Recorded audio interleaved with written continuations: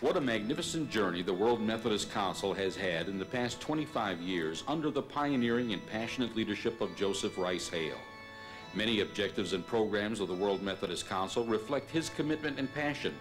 Objectives such as spreading the saving gospel of Jesus Christ and making disciples of all people. World peace and justice through peaceful coexistence, particularly in the Middle East. Ecumenical cooperation through dialogues with other large bodies of Christians. The World Methodist Council Museum, and the exchange of pastors in other countries. Joe has always tried to remain in the background and give credit to others.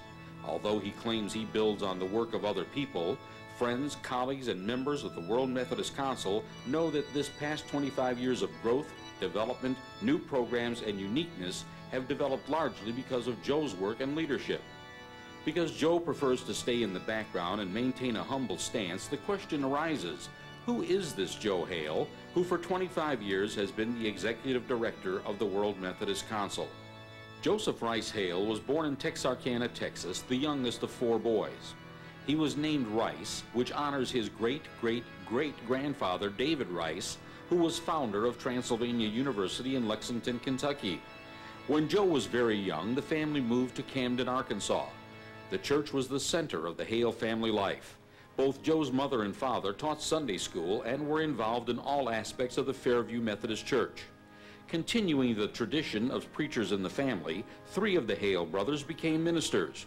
Joe, your brother Ralph, sends a special greeting to you today from a very special place.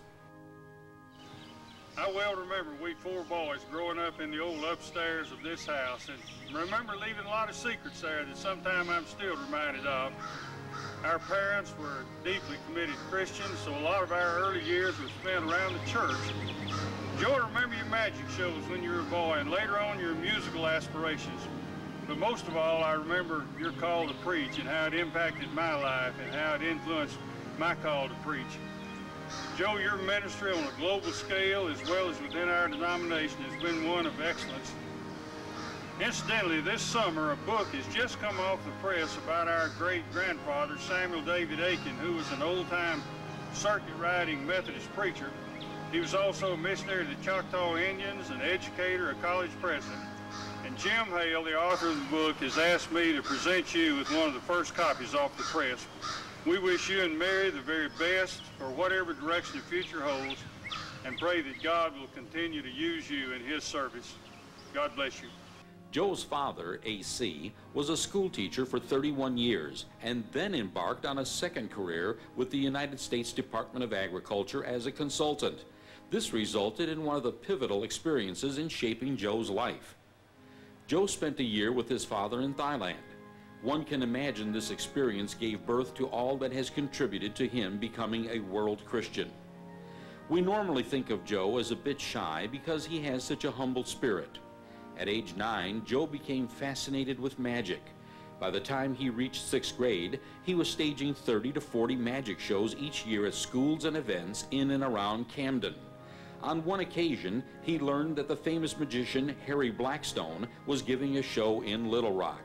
Joe took a bus to the city, went to Blackstone's hotel room, knocked on his door, and introduced himself. No shyness here. Blackstone invited him to have breakfast. After having breakfast, Joe was asked to assist the great magician in one of his shows. This was a big thrill for a 13-year-old. Joe was quite an entertainer and showman. His mother encouraged him by making all his magician capes. There was always music in the Hale home, and Joe loved music. Few people are aware that Joe played the trumpet in high school. Today he plays the harp for his own private enjoyment. It was at age 16 that Joe heard a sermon preached by evangelist Billy Graham. Joe says, "It was then that I was led to commit my life to Christ, and as a result, the faith that I had been taught from childhood came to be meaningful and alive. I realized that Christ had died for me and provided salvation for my sins." Thus, Joe's passion for evangelism was born. From that time on, he became an evangelist and began preaching in small Methodist churches and camp meetings in South Arkansas. Those who knew him then have told how fiercely he sought the Lord's direction for his life. He felt his life's calling was to be an evangelist, to proclaim that salvation comes through faith in Jesus Christ. So great was his passion for Christ, he took his magic to the beaches during the college spring breaks. Joe, you courageously used these gifts at Daytona. I shall never forget how you held thousands of university students spellbound with your acts of levitation. Your Houdini-style escape from a water tank in which you were submersed and bound with chains and locks, or your escape from a straitjacket while being hoisted 30 feet in the air upside down. These unbelievable acts of skill and courage were used to secure the students' attention, and Joe, you always found a way to witness your faith in Jesus Christ. It seemed that no risk was too great if it afforded an opportunity to spread the light of the gospel of Jesus Christ. Joe attended Asbury College in Wilmore, Kentucky, from which he now holds the Distinguished Alumni Award. He graduated from Perkins School of Theology in Dallas, Texas. He has been honored with a Doctor of Humane Letters from Florida Southern College and a Doctor of Divinity from Asbury Theological Seminary. After a pastorate in Texas, Joe joined the staff of the Board of Evangelism of the Methodist Church in Nashville, Tennessee. He worked there for 15 years. He was Director of Ecumenical Evangelism, training him well for his future major role in ecumenical concerns for the World Methodist Council. But one thing was missing. Joe had not yet met the woman he wanted to marry. Enter Mary Ritchie from Odessa, Texas. Mary was, at the time, Director of Christian Ministries in Odessa after returning from 2 years of teaching English in Africa. A mutual friend introduced Joe and Mary. Mary said she would get used to waving goodbye because she could already see Joe's life of traveling. Like John Wesley, the world would become Joe's parish. Mary and Joe were married in 1964. She then joined Joe in Nashville, where they lived for 12 years. During that time, Jeff, the light of their lives, was born. Jeff has brought wonderful joy to Mary and Joe and has traveled with them throughout the world.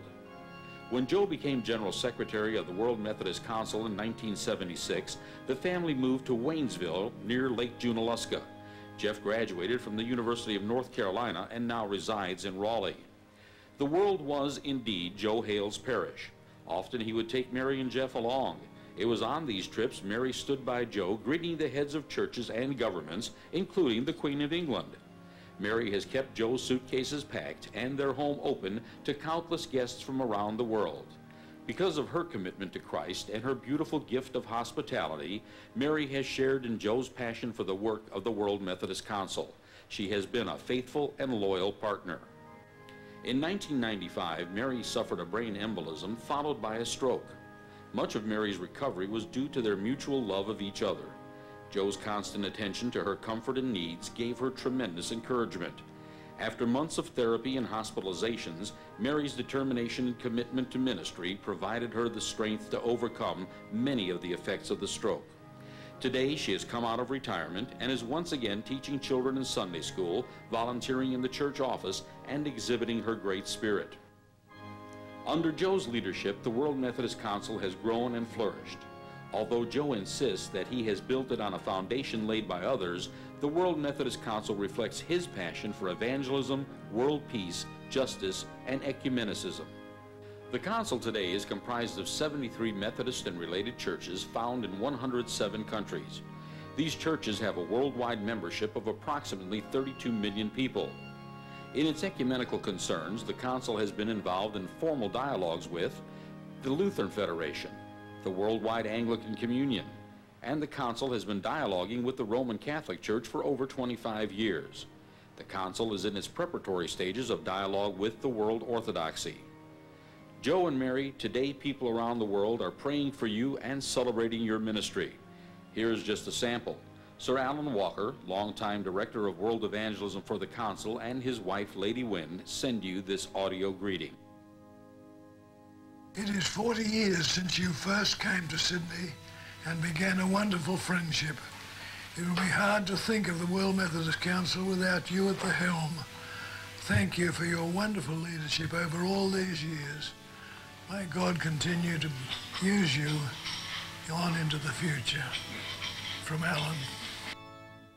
Dear Joe and Mary, we pray God's blessing on you both in your new sphere of service, as he has blessed you all your lives. We love you both win. Joe and Mary, several friends and colleagues have recorded video greetings for you today. Here is Eddie Fox, Director of World Methodist Evangelism, with his good wishes. Joe, one of our greatest joys has been the sharing with you in this ministry. From Mars Hill to the Mount of Olives, from Africa to Australia, from the Sea of Galilee to Lake Junaluska, to link with you and to share with you an offering Christ has been a great blessing to us personally.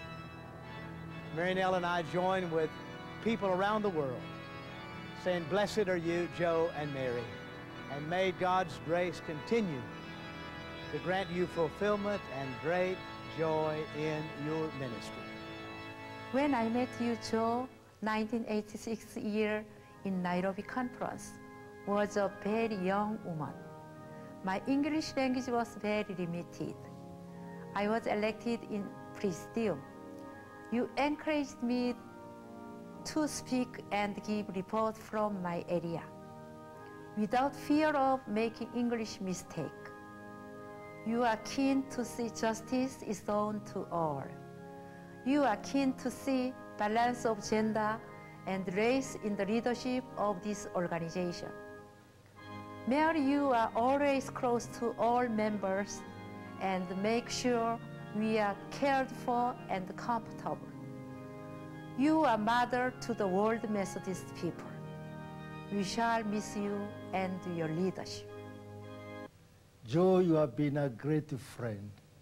Since I've known you since 1971, and see the work you have done, the way you have conducted us all, the way you helped me as the president of this body, the way you guided me to meet people like President Botha in South Africa and de Klerk in South Africa, the way we went to one country, Austria, where I said we need to win people for Christ, and told by a lady, we do not have heathen in this country, and you laughed. The way I slipped on that snow and you caught me up before I fall. And the way you have helped this organization and me, and your dear wife Mary, both of you, Mary and Joe, you are loved, you are treasured, you are one of us, and we shall continue being with you ever. And thank you, Joe and Mary. I remember when I met you in Ireland, 1976, and you just picked me and said, could I say a few sentences during the conference? And I stood and I spoke. You helped me, and I thought that was great because I had never spoken to such a big crowd before. And since that time, that came into my thinking that this man wants the balance of the conference. He wants everybody and include all the leaders, women leaders from different ethnic groups, and that was great. And when I met Mary, I fell also in love with her, patient, quiet, a leader by herself. We shall never forget you, and we love you both. I have never seen another person with so much energy as Joe Hale has. And I can only conclude that that energy has come from his commitment to Jesus Christ. And if there's any one individual who is more committed to being a disciple of Jesus, it is Joe. And therefore he'd be a good person to emulate. Joe has so many gifts. He has that wonderful capacity to remember people, where they came from, who are their aunts and uncles. He can pronounce names which would make even the Archangel Gabriel stutter. He always makes people feel that they count. He has earned great respect and love, not only among us, but among the leaders of the other churches, where so often he has represented us in very important gatherings. And all his wonderful work down the years has been fully shared and supported by Mary, that gracious lady whom we all love. Her courage and faith are an inspiration to us all. Dr. Joe Hale is an epitome of commitment to a reformed and just world. South African Methodists will forever be grateful for the manner in which he made visible the abhorrence that World Methodists had of apartheid. We will forever be grateful for the visits he paid to Prime Ministers de Klerk and Botha, trying to persuade them to abandon the way of apartheid. It is a pleasure today to salute a great preacher of the gospel, a great statesman, and a great ambassador of the gospel of Jesus Christ and of what Methodism stands for. We salute you, Joe. We also received much correspondence celebrating your ministry. Among them, we received letters from England's former Prime Minister Margaret Thatcher, Prime Minister Tony Blair of England, U.S. President George W. Bush, Bishop Lowy E. Matthew, former chairman of the World Methodist Council, and Cardinal Casper, the new president of the Pontifical Council for Promoting Christian Unity. Joe, you have been a driving force in the organization of Secretaries of Christian World Communions, as well as in your service as co-secretary of the World Methodist Council's Joint Commission for Dialogue with the Catholic Church. They send their greetings as well. Joe Hale, your passion for social and economic justice is reflected in the social affirmation adopted by the World Methodist Council. The documents Saved by Faith and Wesleyan Essentials of Christian Faith for the People Called Methodists, adopted by the Council, reflect your passion for Wesleyan theology and the sharing of the gospel with a Wesleyan accent. Joe has fostered the World Methodist Pastor Exchange Program and the unity of Methodists through educational tours and the restoration of Wesley historical sites. In his concern for peace and justice, Joe instituted the World Methodist Peace Award. It has been given to 17 people since 1977. Sir Alan and Lady Walker from Australia, President Carter from the United States, Anwar Sadat from Egypt, and Gorbachev of the former USSR, to mention a few. One community has received the award for his effort on behalf of peace. This past year, the Peace Award was given to President Nelson Mandela in Cape Town, South Africa. This presentation was a reflection of yours and the Council's work in supporting the church in South Africa. Alice Lockmiller of Fort Myers, Florida, a longtime friend and supporter of the World Methodist Council, has provided an endowment to ensure the continuance of the World Peace Award that is so important to you, Joe. In 1992, Joe himself was greatly surprised to receive the Great Cross of Merit of the Equestrian Order of the Holy Sepulchre in Jerusalem.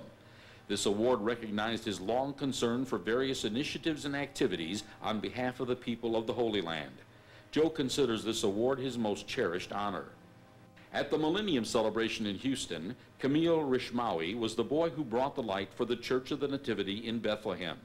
In a letter to Camille and his parents in Palestine, Joe wrote, "It is extremely painful for me to see the present suffering you are experiencing.